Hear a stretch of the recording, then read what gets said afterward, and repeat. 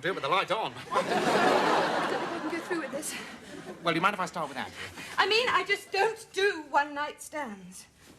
Well, I wish you'd told me before. This is the Heathrow Grange Hotel, you know. These rooms don't come cheap. I didn't want to sleep here. That's a horrible thing to say. Is it?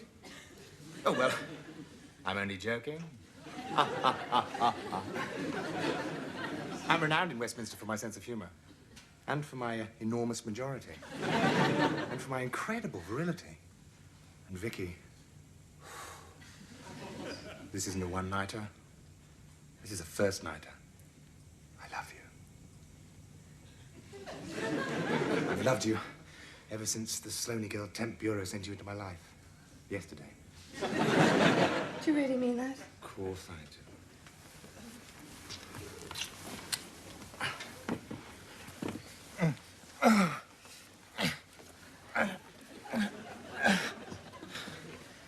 How was it for you?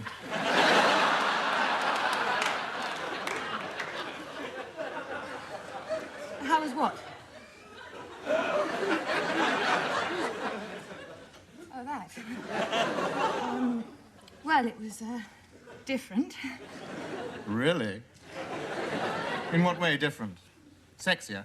Chunkier? Bigger? Quicker. Yes, because it was quick. I mean, I'm a busy man. I don't have time to waste. Besides, what is this obsession with quantity over quality? I mean, orgasm is the objective, isn't it? Magazines my wife reads are full of articles about how to have orgasms. Why they're printing them in Farmers Weekly is beyond me. Well, I've never had any problem on the climax front. Whoops, I've just done another one. Wonder what's on the telly.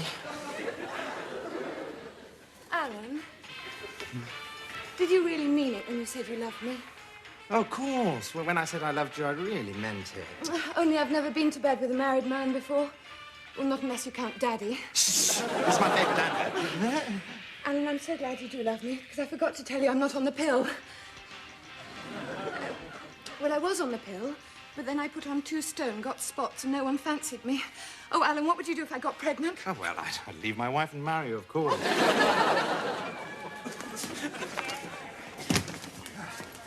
Thanks for keeping the place, Piers. Overslept. You know what it's like when you're in the sack all night, boffing some insatiable little sex pot.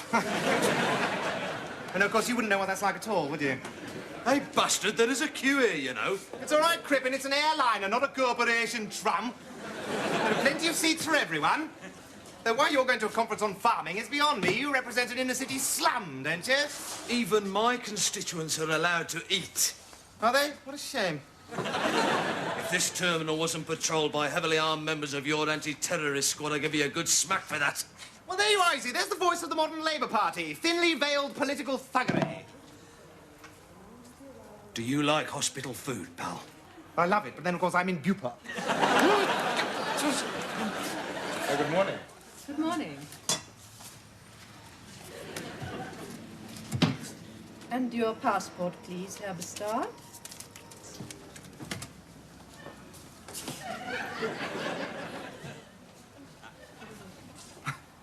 I'm sure I had it last night. I'm afraid there's rather a long queue. Would you mind stepping aside? Yes, as Hitler said to Chamberlain before he invaded Poland. Listen, my dear, I am Alan Bastard, MP. I've got the largest majority in the House of Commons, and I'm attending a conference on a subject very close to the German soul, namely pig meat. I don't need a passport. We won the war. And much good it did you.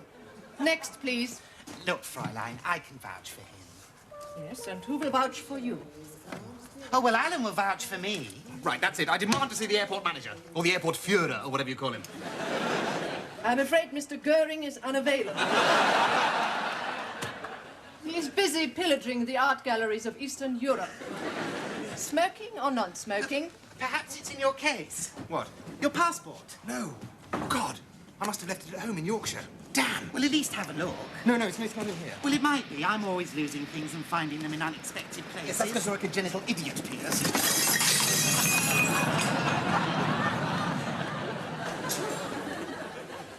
200,000 shares in Ocelot Motors. I can't believe it. At today's share price, you're virtually a millionaire. And it couldn't have happened to a nicer person. Yes, it could. But I'm glad it didn't. I hardly even knew Uncle Luke. I never imagined he was still alive. He isn't. No, of course not. Poor old Stiffy. Where are you going? To work, darling. I mean, we don't all have dead Uncle Luke's, and I am still Alan's political agent. You won't be when I've finished with him.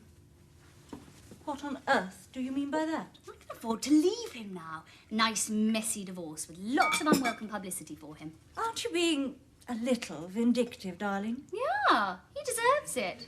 He cheats on me. We cheat on him. That's different. We love each other. And then, when they found out that Pia's AIDS test was positive, they sent us all home. Yes, that's the one. Of course, it's simple. Like Pia's.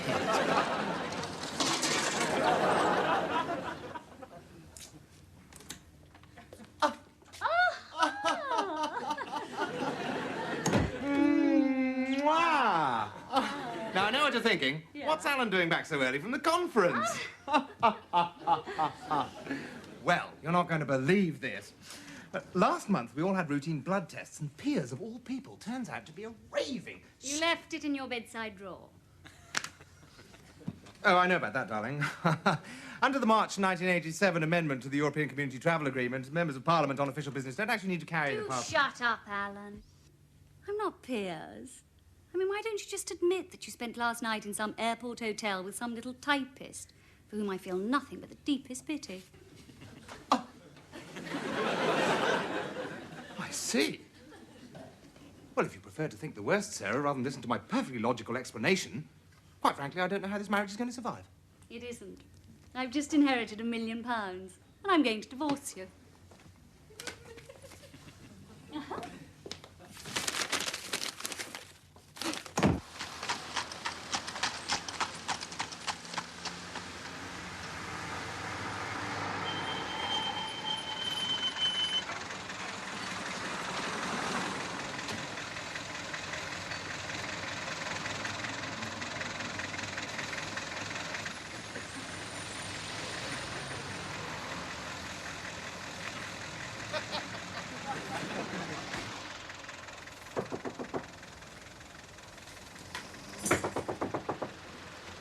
Yes? Edwina Curry likes it hot and spicy. That's the password, isn't it? You know you've been real crap, Noel. Of course. That's the whole object of the exercise. How do you mean? Well, it's all a matter of perception. You see a clapped-out ambulance immobilised by vindictive traffic wardens. I see 100 square feet of prime office space in Park Lane, £50 a day and no rate. Now, about your divorce. Are you wearing makeup? Just a hint of mascara. That's very nice. It suits you. Sorry, go on, Norman. Well, as soon as you told me about the divorce, I transferred all your assets to the one country where even the bank accounts of known criminals are safe from official scrutiny. Vatican City. Precisely. So your wife won't be able to get her hands on a penny. Well, that's very good, Norman, but the problem isn't my money. You see, Sarah has inherited a major stake in Ocelot Motors. That's why she can afford to divorce me. I see. Well, if she's not after your money, it doesn't matter if she leaves you, does it? And if I were your wife... Listen, I am only MP for Halton Price because Sarah's father controls the local Conservative Party. The second we're divorced, I'll be out on my arse, with about as much chance of finding another seat as a deaf kid in a game of musical chairs. I see. It's serious, then. And I suppose you want me to come up with some ingenious solution. And I suppose you want me to continue paying for your sex change treatment.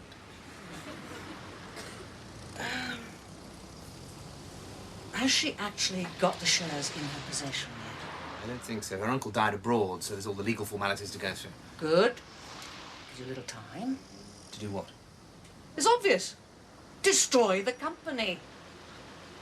Look, drink a bottle of gin and have a very hot bath. And if that doesn't work, then call me tomorrow. No, of course I don't love you. Grow up, Victoria.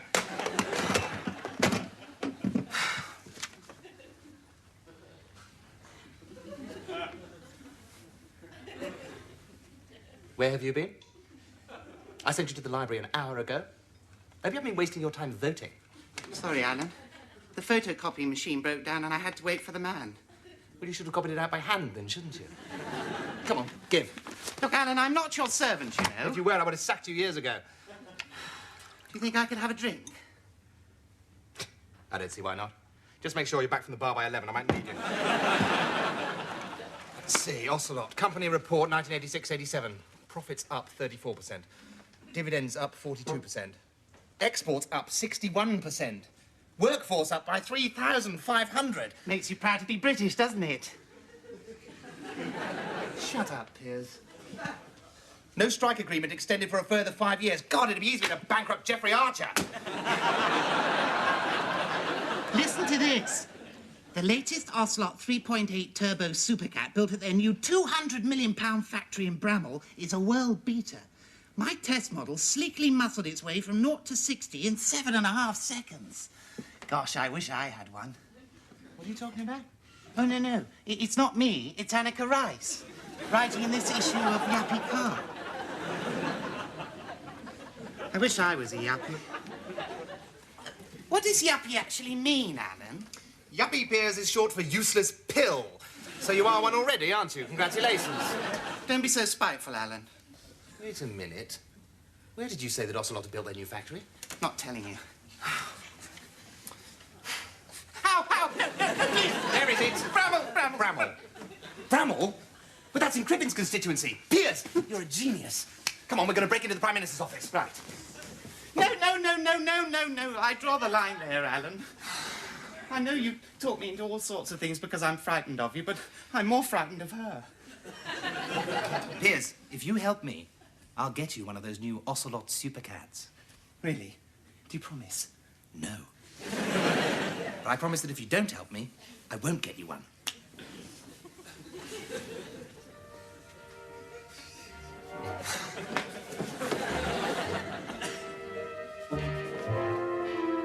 Piers! Stop tiptoeing along like Wee Willie Winky. It's all right, we're not trespassing. Yet? Look, it's perfectly safe. She's in Washington for the state unveiling of Reagan's new nose. What if we bump into someone else? This time of night, we're not going to bump into anybody. Where do you gentlemen think you're going? We're not going anywhere near the Prime Minister's office, if that's what you're thinking. That's all right, sir.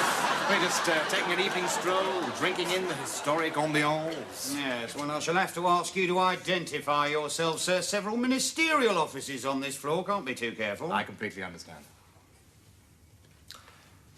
You're Alan Bastard. Bastard. You're the member who got that bill through arming us police, aren't you? Indeed, I'm proud to say that it was I.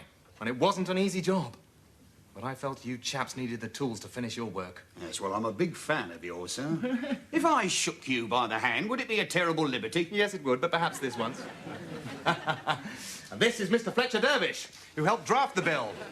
Possibly the finest legal brain in this corridor at the moment. Real honour, sir. Oh, is it?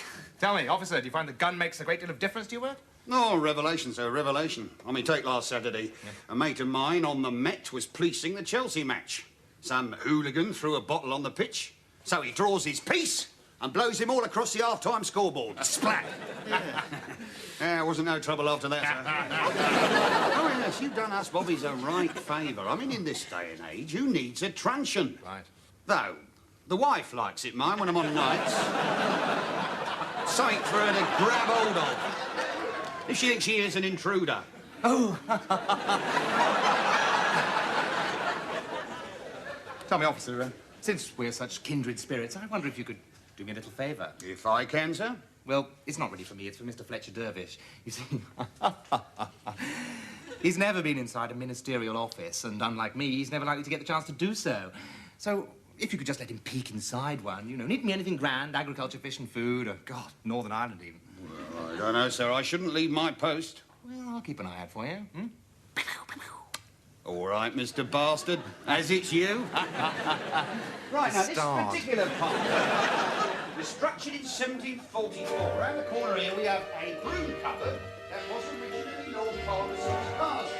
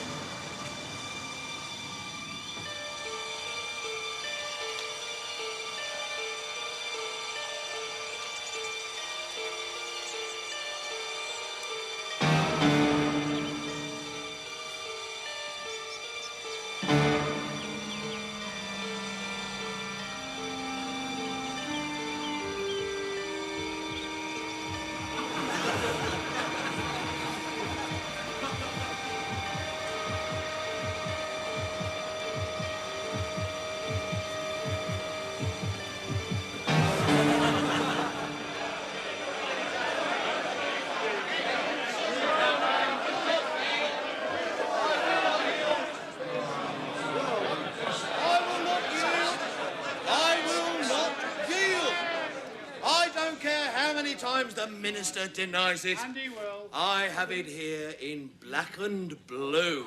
And on the Prime Minister's very own note paper, I quote, Mr. Speaker, "My government fully supports the proposal of the Board of Ocelot Motors to de-unionise their factories and reduce wages by 30% to ensure price competitiveness into the next decade." I don't know where the honourable member for Bramhall obtained this ridiculous piece of misinformation. And I'm not telling you, pal. But it is clearly a forgery. Mr. Speaker, the government quite clearly wants us to believe that it is a forgery. But I'm sure I speak for all members on this side of the House when I demand a full public inquiry. No, not a public inquiry. Not for 10 years. This isn't going badly enough, Piers. Do I have a choice of colour? What? My new Ocelot Supercat. Oh, shut up. Shout outrageous, Piers. Outrageous, Piers! But some public-spirited employee at Ocelot has had the decency to leak this letter to me, and I will not betray his trust. Mr. Speaker. Order. Mr. Speaker. Order. Mr. Starr. I will briefly yield to the honourable member for Halton Price, Mr. Speaker, because it's always interesting to hear the crypto-fascist ravings of the loony right. Although I doubt that even he can worm his way out of this scandalous conspiracy. Order. Au contraire, Mr. Speaker. Which I translate as "that's what you think," for the benefit of the member for Bramhall, who probably never went to school. And I'm sure that I speak for all members of this side of the House when I say that we are sick and tired of this sort of lefty trot whinging. I mean, it's, with the greatest respect, it is not as if the average car worker has the taste or intelligence to spend his outrageously high weekly pay packet on anything more worthwhile than pigeons and whippets and brown ale and oven-ready chips. Mr. Speaker, that is outrageous. I myself am a member of the National Union of Car Workers, and I have the privilege to represent that body in this august chamber. But because of him, I shall demand that the Executive Committee recommend a secret ballot for industrial action to be taken unless the scumbag opposite does not withdraw those applications. Industrial action. Mr. Crippin's answer to everything. Here we are, dealing with a man whose family history shows that he's related to a very dubious member of the medical profession. That's it. I shall demand a strike of all car workers in Britain as from Monday, unless Bastard withdraws that vicious slander. Keep your hair on, Crippin. You're dead. You're dead.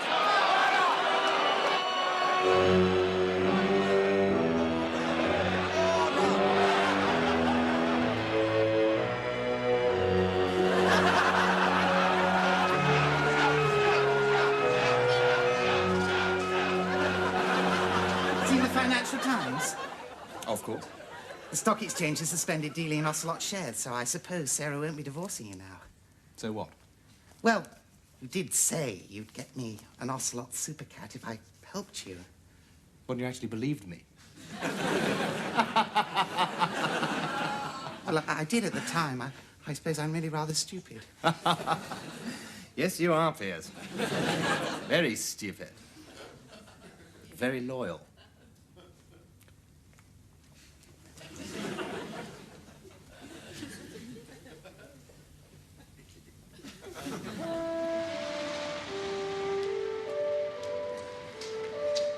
There she is. It's super. Thank you, Alan. My pleasure. Oh, no touching, please. I'm sorry I couldn't get you a black one, Piers, but they don't seem to be making very many at the moment. Well, go on, get in. Try to have the size.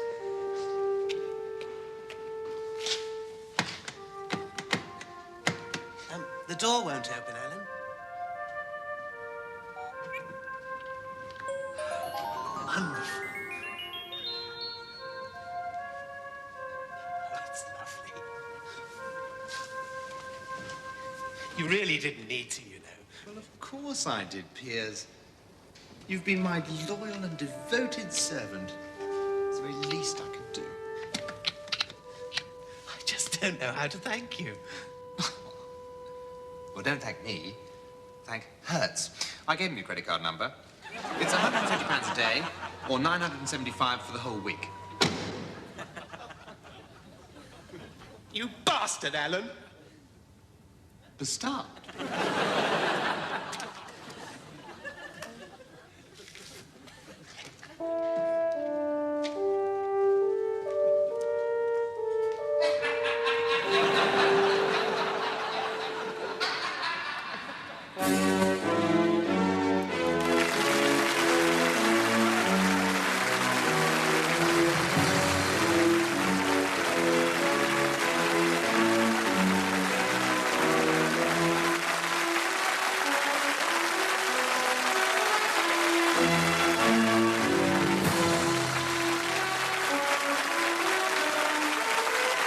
Thank you.